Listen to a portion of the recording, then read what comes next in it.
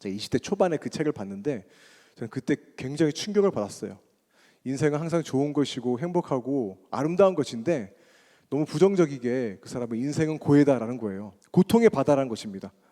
하나의 문제를 넘어서면 또 문제가 다가오고 고난을 피할 수 없는 것이 바로 인생이다라는 거였죠. 근데 여러분, 제가 그때는 몰랐지만 20대를 지나고 또 30대를 살아가고 이제 40대 이제 가니까 이게 진짜구나.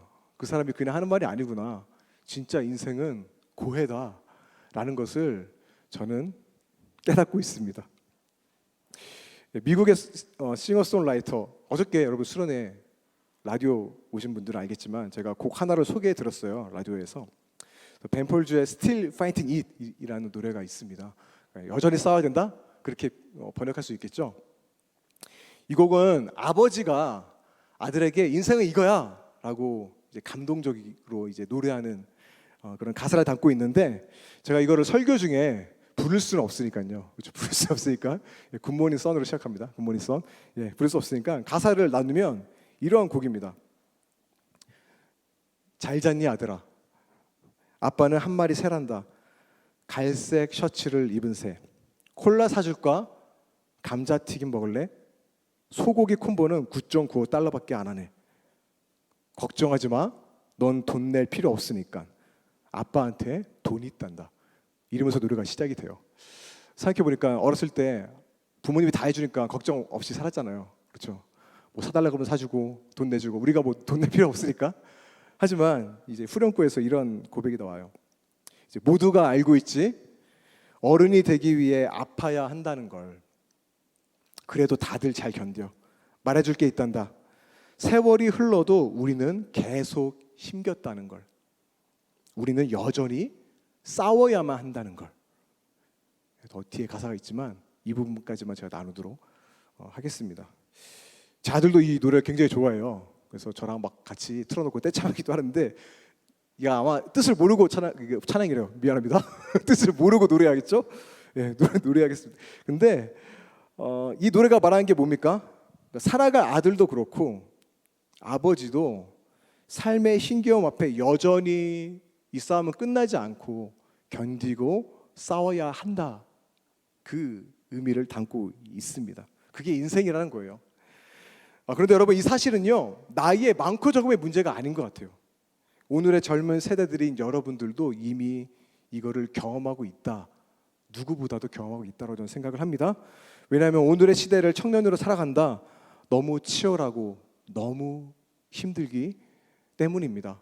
여러분들의 이야기를 잠시만 들어봐도 정말로 다 너무 열심히 살고 정말로 치열하게 살아가는 걸 보면서 이제 이 친구들도 인생은 고해다. 계속 싸워야 된다는 것을 너무나 깊이 누구보다도 잘 알겠다. 저는 생각을 하고 있습니다. 여러분, 이 노래를 슈퍼밴드에서 부른 적이 있어요. 어떤 밴드가. 근데 가수 윤종신 씨가 이걸 보더니 막 눈물을 흘리면서 이런 고백을 하는 겁니다.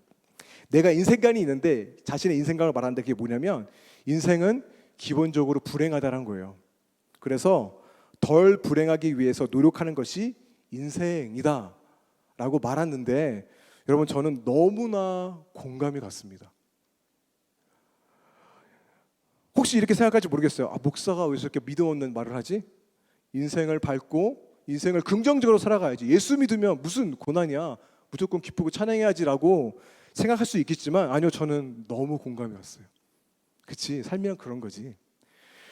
제가 믿음이 없어서일 수도 있겠죠. 근데 저는 공감이 너무나 깊게 갔습니다. 여러분, 구약 시대에도 이러한 노래가 있다는 거 아십니까? 시편 90편 12절 보게 되면 시편 기자는 이렇게 노래하고 있어요. 우리에게 우리 날 계수함을 가르치사 지혜로운 마음을 얻게 하소서. 시편 기자는 인생에 있어서 지혜가 뭐라고 노래하고 있어요? 지금 우리의 인생은 영원하지 않아. 우리에게 내일이 약속되어 있지 않아. 그날을 세워봐. 이게 아닌 게 지혜야 말하고 있습니다. 더 나아가 10절은 이렇게 노래합니다. 우리의 연수가 70이요. 강건하면 80이라도 그 연수의 자랑은 뭡니까? 수고와 슬픔뿐이요. 신속히 가니 우리가 날아가나이다. 너무 슬프죠? 인생 70, 80. 근데 자랑할 게 있는데 그게 뭐냐면 딴 게 아니에요. 수고와 슬픔이라는 거예요. 뒤돌아보니까 너무 수고했고 너무 슬프다. 그 시간도 어떻게 합니까? 신속히 날아간다라고 합니다. 여러분, 우리는요, 시편 기자의 말씀에 의하면 뭡니까? 수고와 슬픔을 향해서 날아가고 있는 중입니다.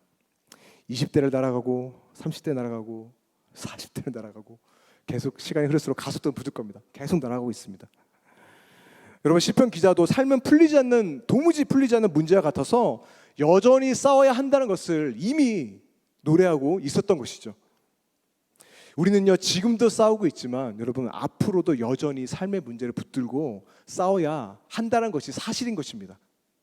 현실이죠. 그래서 내 계획대로 흘러가지 않는 것이 인생을 알아가는 거예요. 내 뜻대로 안 되네? 그게 인생인 것 같아요. 내가 컨트롤이 안 돼, 통제가 안 되네? 이렇게 하면 될 줄 알았는데 안 되네? 그때부터 인생을 알아가는 것 같아요. 아, 이게 삶이구나. 이해할 수 없는 고난에 맞닥뜨려요. 왜 이런 일이 일어나는지 몰라요. 질문밖에 답은 보이지 않아요. 이게 인생을 알아가는 것 같습니다. 그래서 여러분의 삶을 보세요. 어떻습니까? 답이 보입니까? 1 더하기 1은 2처럼 인생은 그렇게 쉽게 보이나요? 살아가면 살아갈수록 풀리지 않은 게 인생이에요. 질문만 던지게 되는 거죠. 알아가야 되는데 질문만 던져요. 왜 선한 사람은 고통받고 악한 사람은 잘 살지? 하나님의 공의가 지금 이루어지고 있는 거야? 왜 이해되지 않는 어려움이 내 삶 가운데 자꾸만 일어나는 거지? 왜 그런 거야 도대체? 왜? 내 생각과는 너무나 딴판으로 흘러가. 이게 인생인가? 우리는 여러분 모두 다 경험하고 있잖아요. 제가 여러 청년들 신방하면서 또 1대1 기도 집회당에 올라오는 기도 제목을 보면 말로 할 수 없는 삶에서 싸움과 견딤을 살아가는 청년들이 너무나 많아요. 사연 없는 청년 없더라고요. 다 힘든 삶을 살아가고 있어요. 너무 고생 많다. 너무 치열하구나. 이것을 보면서 질문이 들 수밖에 없는 겁니다. 하나님, 도대체 왜 그래요? 신앙생활 열심히 하고 성실한 삶을 살아가는 청년들인데 왜 이런 일이 일어나는 거예요? 이해가 안 가고 질문만 드는 겁니다. 여러분, 믿음이 없어서일까요? 과연? 아닙니다. 여러분, 예수님께서 십자가 위에서 어떠한 말을 외쳤는지 아세요? 모든 것이 주님의 뜻입니다. 할렐루야! 라고 하지 않았습니다. 뭐라고 했죠?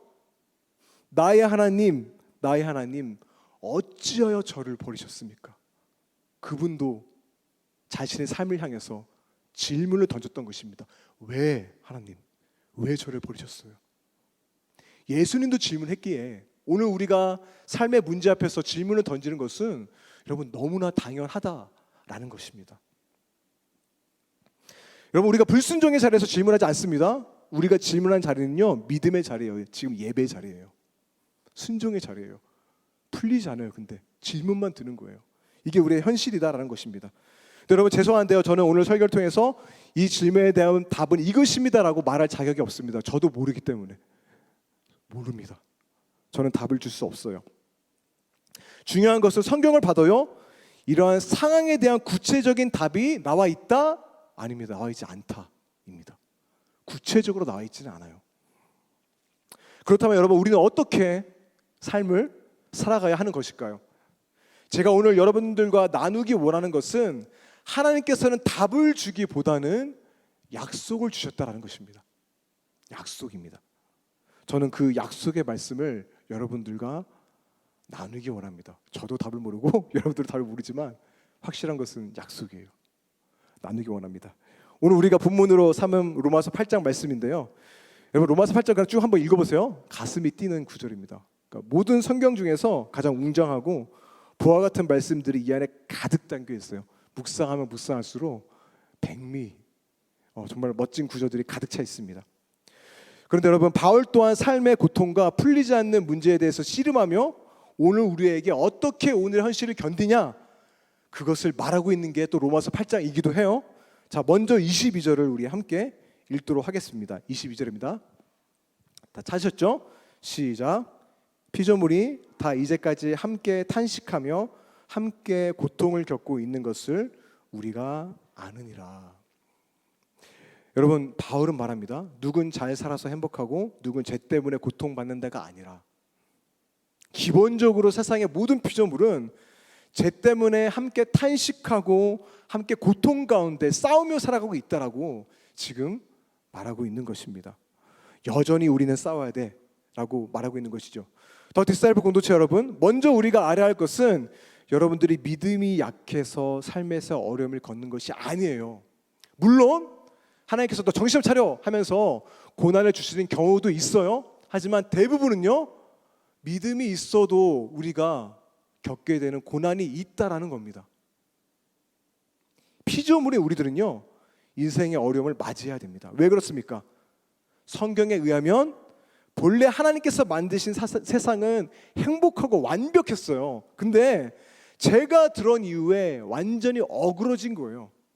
그 죄로 인한 폭풍의 여파 때문에 우리도 영향을 받는 것이요, 고통의 폭풍 가운데 우리도 휩쓸려 가는 겁니다. 믿음으로 산다고 하지만 그 죄의 폭풍 가운데 우리도 휩쓸려 들어가게 되는 거예요. 피할 수 없죠. 하지만 바울은 말합니다. 이 탄식과 고통이 우리에게 소망이기도 한데 고통으로만 끝나지 않는다라고 우리에게 말하고 있습니다. 여러분, 여기서부터 잘 들으세요. 본격적으로 복음의 반전이 드러나기 시작합니다. 18절입니다. 오늘 우리가 본문으로 삼은 구절이죠. 생각하건대 현재의 고난은 장차 우리에게 나타날 영광과 비교할 수 없다. 자, 바울은 말합니다. 오늘 우리가 마주하고 있는 고난은 고난으로 끝나지 않아 비교할 수 없는 영광에 이르게 될 날이 올 거야 라고 우리에게 말하고 있어요. 근데 여러분, 이 영광이 무엇입니까? 19절은 말하죠. 피조물이 고대하는 바, 그렇죠? 이 싸움 도대체 언제 끝나는 거야? 하면서 우리 마음 가운데 고대하는 바가 뭡니까? 하나님의 아들들이 나타나는 것이다 말하고 있습니다. 성경을 연구하는 학자들은요, 이 구절이 우리가 그토록 기대하는 완벽한 세상을 말하는 겁니다. 영광스러운 회복의 날을 말하는 거예요. 하나님의 아들이 나타난다는 표현은요, 21절 보게 되면 썩어짐의 종로록 가운데 있던 하나님의 자녀들이 영광의 자유에 이르는 그것을 말하는 것입니다. 다시 말해 피조물 전체의 회복을 말하고 있는 것입니다. 어그러진 세상이 언젠가는 회복될 것이다 라고 말하고 있는 거예요. 우리에게 소망이 있는 게 뭐냐면 여전히 싸워야 할 문제들이 여러분 앞에 놓여져 있죠. 근데 이게 자유의 승리로 끝이 날 것이다라는 거예요. 끝이 없는 싸움이 아닙니다. 여러분, 이 회복은 동화나 영화에서만 나오는 해피엔딩이 아닙니다. 우리에게 주어진 영광스러운 약속이며 우리가 그토록 고대하던 역사의 해피엔딩이에요. 영광스럽게 끝납니다. 성경은 역사의 마지막을 그렇게 그려내고 있습니다. 모든 피조물들의 회복을 말하고 있어요. 주님이 친히 왕으로 다스려 주시고 사막에 꽃이 피고 어린 양과 사자가 서로 물뜯는 게 아니라 서로 함께 누워요. 모든 억울한 눈물 씻기죠. 살아가다 보면 억울한 눈물 얼마나 많이 흘립니까? 그거 다 하나님 아세요. 씻긴다 말씀하십니다. 죄는 설 자리를 잇는 영광스러운 세계가 올 거다 바울은 말하고 있는 것입니다. 그래서 로마서 8장을 쭉 읽게 되면 하나의 이미지가 떠오르게 되는데 그게 뭐냐면 여러분, 산모의 이미지입니다. 산모, 아이를 잉태하고 있는. 여러분, 산모는 어떠합니까? 고통스러운 상고를 겪으면서 신음해요. 얼마나 고통스러운지 제가 2번의 상고를 제가 경험한 건 아니지만 아내를 삼자 입장에서 봤는데 정말 고통스러워 하더라고요. 근데 고통 끝에 뭐가 있습니까? 놀라운 생명이 태어납니다. 놀라운 생명이 태어나요. 첫째 때는 몰랐는데 둘째 때는 제가 그때 정신 차려가지고 너무나 감격스럽더라고요. 첫째 때 저항이 없어가지고 이게 뭔가 했는데 둘째 아이가 나올 때는 정말 눈물이 나더라고요. 영광스럽다. 새로운 생명. 고통 끝에 이게 나온다는 것입니다. 여러분, 우리도 마찬가지예요. 사도 바울이 말하고 있죠. 우리는 계속 싸우며 견디며 살아갑니다. 상고를 겪는 신음을 내요. 하지만 이 신음은요, 영광스러운 회복을 잉태한 신음이라는 것입니다. 다시 말해 여러분, 여전히 삶에 문제가 있고 이해되지 않는 고통의 순간들이 있더라도 그 고통은 영광을 잉태한 신음이다. 회복될 소망의 신음이다라는 것입니다. 여러분들은 어떠한 신음을 지금 하고 오늘을 살아가고 있나요? 바울은 이렇게 정리해서 말합니다. 17절이죠. 그래서 이렇게 말합니다. 우리가 그와 함께 영광을 받기 위하여 뭡니까? 고난도 함께 받아야 할 것이다 말하고 있습니다. 우리에게 분명한 영광이 약속되어 있지만 그 영광이 이루어지는 가정 가운데 고난도 받아야 함을 사도 바울은 우리에게 분명 말씀하고 있는 것입니다. 여러분, 이 두 가지를 꼭 기억하세요. 영광도 있지만 고난도 반드시 있다. 피할 수 없다. 피할 수 없어요. 반드시 우리가 맞이해야 되는 것입니다. 여러분, 이것이 바로 오늘 우리가 여전히 견디고 싸워야 할 이유인 것입니다. 영광을 위한 싸움이죠. 그런데 하나님께서는 너희가 알아서 견디고 싸우라고 팔짱 끼고 우리에게 그렇게 보고 계시지 않습니다. 오늘 우리에게 약속의 말씀을 주셨는데 첫 번째는요, 우리가 너무나 잘 아는 유명한 구절입니다. 로마서 8장 28절, 어저께 수련회 때 식사 암송 구절로 무려 외웠던 구절인데 여러분, 하루만 지나면 놀랍게도 다 잊어먹죠? 그렇죠? 다 잊어먹은 표정인데 성경을 보면서 우리 함께 읽도록 하겠습니다. 시작.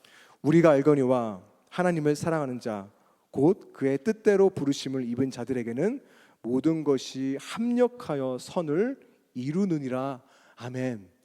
여러분, 너희가 삶의 푸팡소에서 견디며 싸울 때 하나님께서 말씀하세요. 너 이것만은 기억해. 이것만은 기억해. 내가 부른 자들에게는 모든 것이 합력해서 선을 이룰 거야. 이것만은 기억해. 이거 붙들어 라고 말씀하고 있는 것입니다. 여러분 보세요. 모든 것입니다. 모든 것. 좋은 것뿐만 아니라 아픔과 상처들, 이해할 수 없는 일, 도저히 풀리지 않는 일까지도 하나님은 내가 선으로 바꿀게 라고 오늘 우리에게 약속하고 있다는 거예요. 모든 것이 합력하여 선을 이룰 것이다. 하나님께서 말씀하십니다. 여러분, 이 약속의 말씀을 오늘 붙드시기 바랍니다. 암송 구절로 끝나지 마시고 삶으로 붙드세요. 삶으로 붙드시길 바랍니다. 당장은 보이지 않습니다. 하지만 시간이 흘러서 되돌아볼 때 여러분, 깨어진 세상 속에서도요, 하나님께서는요 우리를 버려두지 아니하세요. 고통 가운데 있지만 여전히 인도하시고 악한 것까지도 선으로 바꾸신다는 것을 여러분 분명히 경험하게 될 것입니다. 삶으로 붙드세요. 이 말씀만 뚝 떼어놓으면 그냥 그저 좋은 말씀으로 들리지만 여러분, 이 말씀은 바울이 삶의 문제를 씨름하면서 나오는 말씀이라는 것을 우리가 이해합니다. 두 번째 약속입니다. 이 말씀도 너무나 유명한 구절이라서 다시 한번 우리가 이거를 되새겼으면 좋겠는데, 로마서 8장의 피날레를 장식하는 너무나 멋진 구절입니다. 자, 33절과 34절인데요. 우리 함께 읽도록 하겠습니다. 시작. 누가 능히 하나님께서 택하신 자들을 고발하리요? 의롭다 하신 이는 하나님이시니 누가 정죄하리요? 죽으실 뿐 아니라 다시 살아나신 이는 그리스도 예수시니 그는 하나님 우편에 계신 자요 우리를 위하여 간구하시는 자신이라. 아멘. 여러분, 삶의 폭풍 가운데 휩쓸려 보면 어떠합니까? 딱 처음 드는 생각이 뭐예요? 내가 뭘 잘못했지? 이죠. 하나님, 제가 뭘 잘못했으니까 벌을 내리시는 거군요. 그거 아닙니까? 여러분, 기본적으로 인간은 죄성, 그러니까 채무감이 있어요. 하나님 앞에. 나는 죄인이야. 그래서 삶에 어려움이 오면 난 지금 혼나는 거야. 보응의 원리가 우리 안에 작동하는 겁니다. 여러분, 제가 제 영성이가 지금 굉장히 개구장이고 잘 크고 있는데 어렸을 때 굉장히 많이 아팠던 애예요. 그래서 몇 살인지 기억이 안 나요. 숫자 약해서 몇 살인지 기억이 안 나는데 5살 이전이었던 것 같습니다. 5살 이전에 이제 계속 시름시름 아프다가 뭐 요로 가면 갔다가 뭐 임발하다 그러다 임파선에 문제가 생긴 거예요. 그래서 골수 검사, 애기인데 골수 검사를 하더라고요. 하게 됐는데 피 검사하는데 방금 저희 아내가 카톡이 왔습니다. 6살이더라고. 6살입니다. 6살 때입니다. 피 검사를 하는데 피 검사를 하는데 너무 아기가 여기 피를 뽑으려고 이렇게 꽂으면 간호사분들 알죠? 피가 안 나와요. 꼭 아무리 꽂아도 애는 자지러지게 옵니다. 그래서 이게 안 나오니까 이게 주사 받는데 목에 넣더라고요. 목에 꽂아서 피를 뽑더라고요. 와, 부모가 그거 보면 눈 돌아갑니다, 여러분. 6살짜리 애가 딱 드는 생각이 뭐냐면 하나님 죄송합니다. 그거예요. 하나님 죄송해요. 내가 잘못했으니까 얘가 고통받는 거지. 이게 내 마음 가운데 자동적으로 떠오르는 거예요. 하나님, 내가 잘못했어요. 내가 잘못했어요. 죄송해요. 여기서 끝나는 게 아니라, 그러다가 5살 때, 아니 6살 때 아이가 얼굴이 갑자기 퉁퉁 붓는 거예요. 또 왜 그래? 병원 가보니까 신증후군이라는 병의 진단이 나왔습니다. 콩팥에 문제가 생겨서 단백뇨가 계속 빠지는 병인데, 서치해 보니까 10만 명 중에 2명 걸리는 병이래요. 왜 하필 우리 애가 이걸 걸려야 되지? 그때 자동적으로 튀어나온 기도가 무엇인지 아십니까? 하나님, 제가 나쁜 놈인 건 아는데 이 정도까지 제가 나쁜 놈이었나요? 이게 자동적으로 튀어나오더라고요. 제가 그렇게까지 죄인이었군요. 이게 1년이 넘도록 스테로이드를 먹이면 이게 부작용도 있을 때 아이가 크지도 않고요. 몸에 털도 나오고 막 그런 게 있습니다. 강한 약을 먹여야 돼요. 1년 동안 이 아이를 먹으면서 제 마음 가운데 계속 채무감, 정죄감, 내 죄 때문에 아이가 고통받는구나. 말로 할 수 없는 고통이 내 삶 가운데 돌아오게 되는 겁니다. 근데 여러분, 저뿐만일까요? 여러분들 삶을 돌아보면 이해 가요? 전 이해가 안 가요. 왜 이 친구가 그런 일을 당해야 되지? 이해가 가지 않습니다. 근데 여러분들 그런 마음 들 것 같아요. 왜 나한테 이런 일이 일어나지? 남들한테는 일어나지 않는 일이잖아요. 근데 왜 나한테만 이런 일이 일어난 거지? 혹시나 여러분 그 마음 가운데, 어려운 가운데 정죄하며 자책하고 있지는 않으십니까? 저와 같이? 그러한 우리들에게 하나님께서는 이 약속을 주시는 거예요. 35절인데, 누가 우리를 그리스도의 사랑에서 끊으리요? 환난이나 공고나 박해나 기근이나 적신이나 위험이나 칼이라. 너가 아무리 감정적으로 지금 그렇게 느껴지더라도 아니야. 그리스도의 사랑에서 끊을 수 없어. 나 너 끝까지 사랑해. 그런 일을 겪고 있더라도 난 널 사랑해. 이 약속 붙들라는 겁니다. 자, 38절, 39절을 우리 함께 읽도록 하겠습니다. 38절, 39절입니다. 시작. 내가 확신하노니 사망이나 생명이나 천사들이나 권세자들이나 현재일이나 장래일이나 능력이나 높음이나 깊음이나 다른 어떤 피조물이라도 우리를 우리 주 그리스도 예수 안에 있는 하나님의 사랑에서 끊을 수 없으리라. 아멘. 아내가 죄송합니다. 저렇게 때 이렇게 얘기해도 되나? 아내가 카톡을 보내주면서 이때 어때가 되고 사진까지 보여줬어. 그때 아팠던 아이의 모습을. 하여튼 여러 생각이 드는데, 여러분, 하나님께서는 그러한 저에게 주시는 약속의 말씀은 그건 거예요. 너가 지금 고통의 폭풍 가운데 있지만 나는 여전히 너 사랑해. 여전히 사랑해. 날 의심하지 마.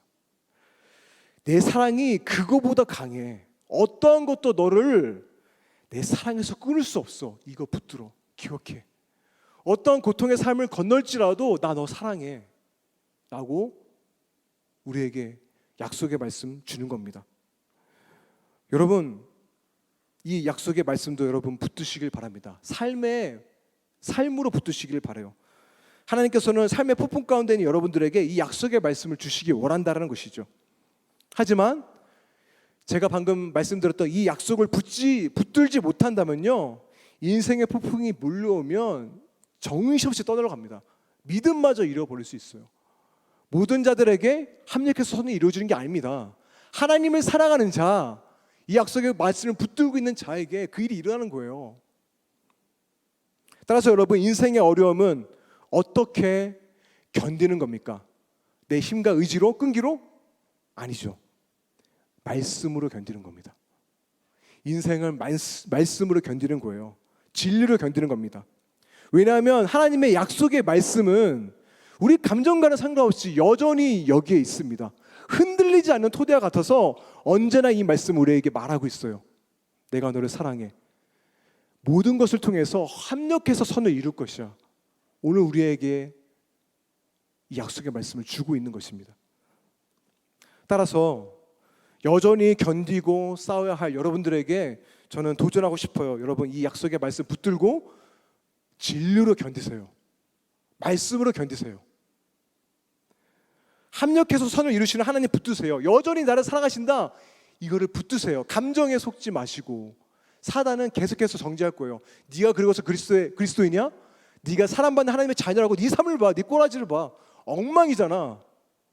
사단은 계속 정죄하죠. 아니, 변함없는 약속의 말씀을 붙드세요. 하나님 나를 사랑해. 이 약속의 말씀을 붙드시기 바랍니다. 그리고 여러분, 우리는 알죠? 여전히 싸움하며 신음 가운데 있지만 신음으로 끝나지 않죠. 영광스러운 회복이 우리 가운데 기다리고 있다라는 것입니다.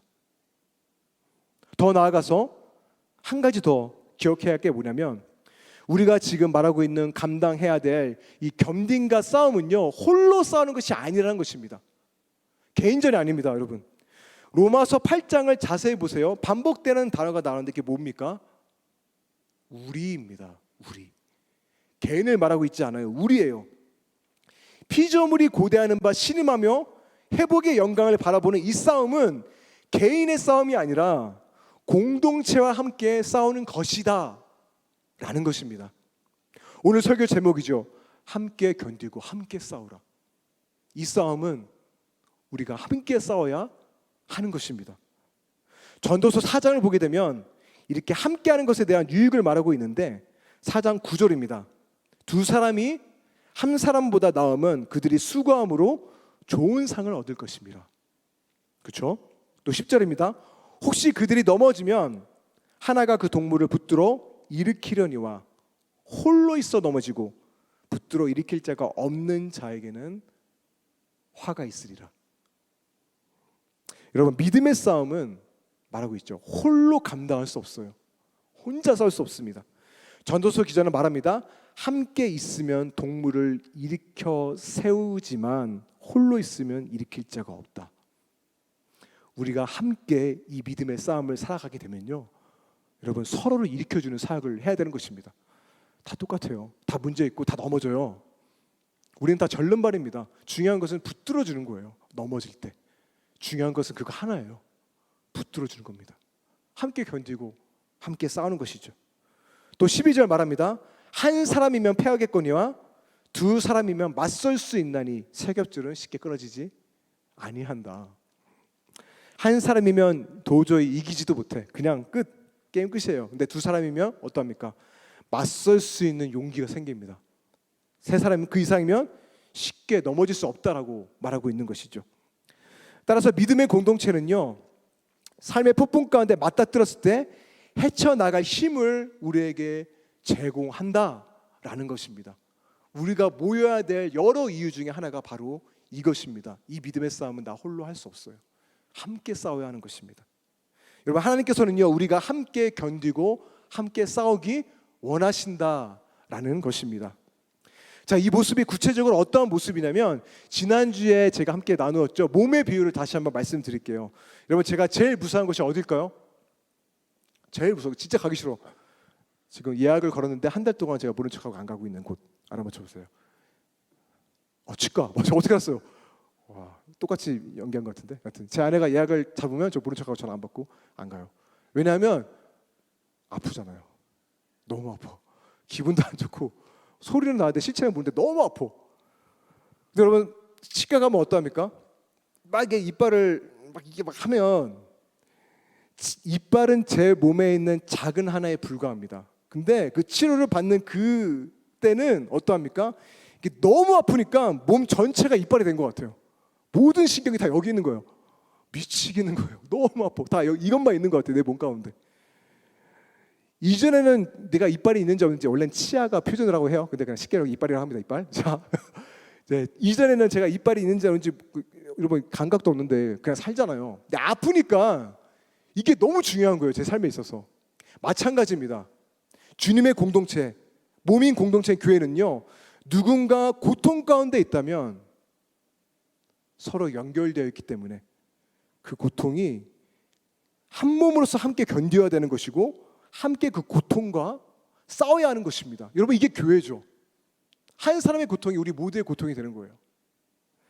이것에 대해서 바울은 로마서 12장 15절에서 이렇게 말하고 있죠.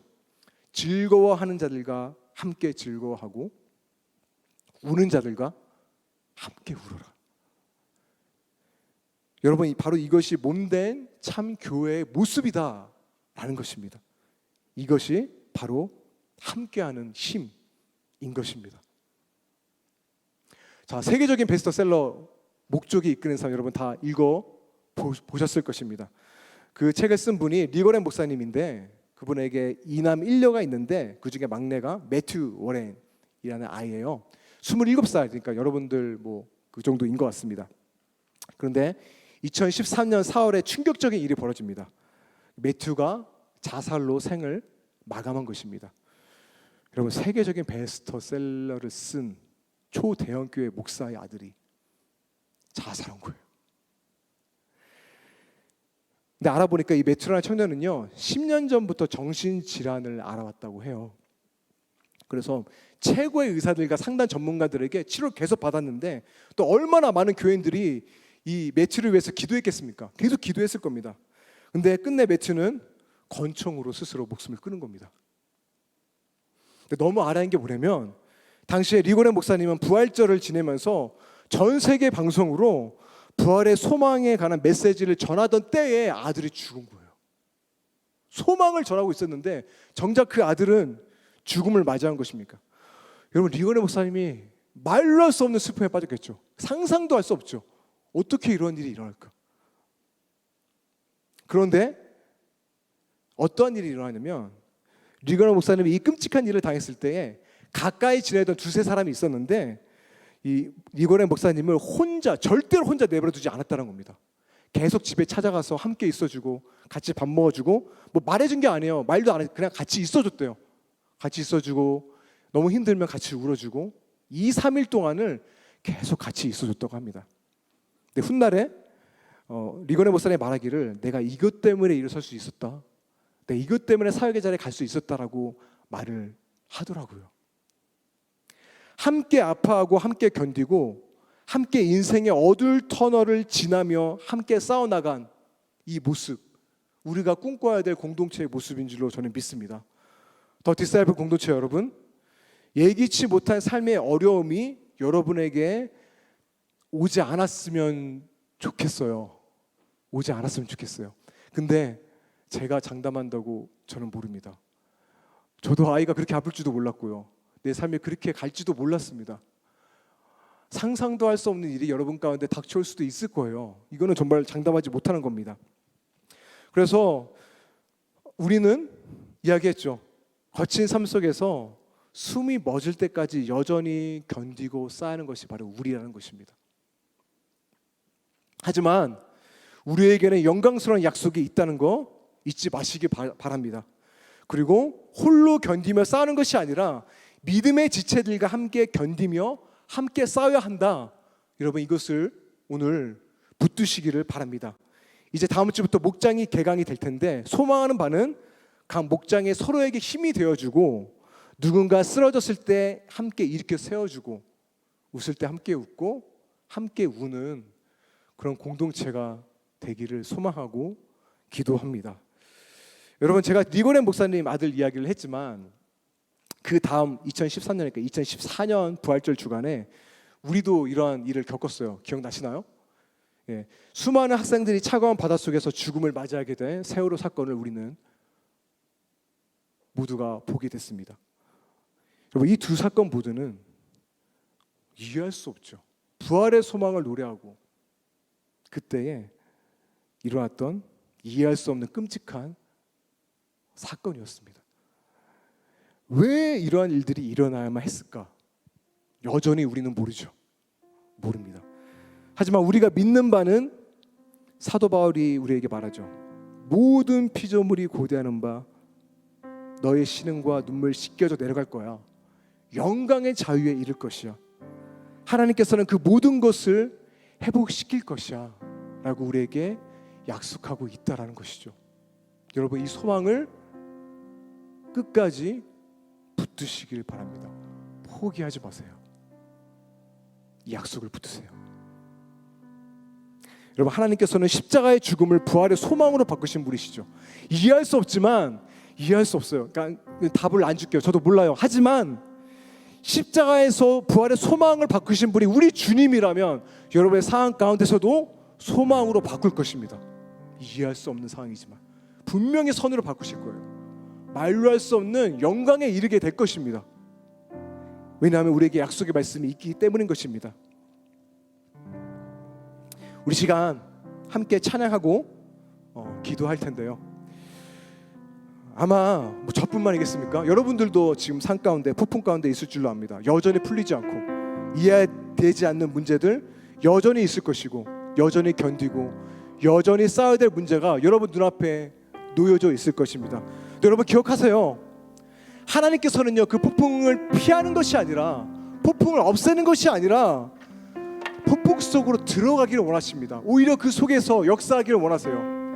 말씀을 붙들고 그 폭풍 속으로 나아갈 때에 내가 너희를 보호하는 하나님을 경험하게 될 거야. 하나님께서 선을 이루시는 하나님을 너희는 경험하게 될 거야. 그때 더 하나님의 사랑이 실제적으로 느껴지게 될 거야 라고 말씀하고 있다라는 것이죠. 여러분, 그 싸움의 현장에서 이 찬양의 고백을 함께 하면서 하나님 앞에 나아가도록 하겠습니다.